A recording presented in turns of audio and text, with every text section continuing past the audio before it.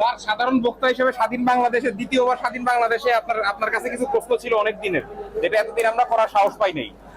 এই প্রশ্নগুলো আপনার কাছে করতে চাই। খুচরা বাজারে এরা তো কোনো দ্রব্য মূল্য নিয়ন্ত্রণের মধ্যে থাকে না, তাহলে আমাদের দ্রব্য মূল্যটা আসে হলো কি নিয়ন্ত্রণ করে কোথায়? City group. তেলের বাজার নিয়ন্ত্রণ করে সিটি গ্রুপ কিংবা বসুন্ধরা, যারা যারা আছে।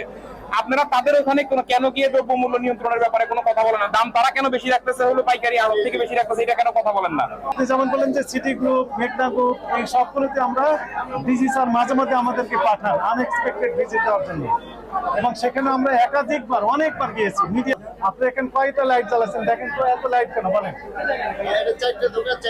চারটা দোকান, এতগুলো হল্লা লাগানো কেন? সবগুলো কেটে দেবো।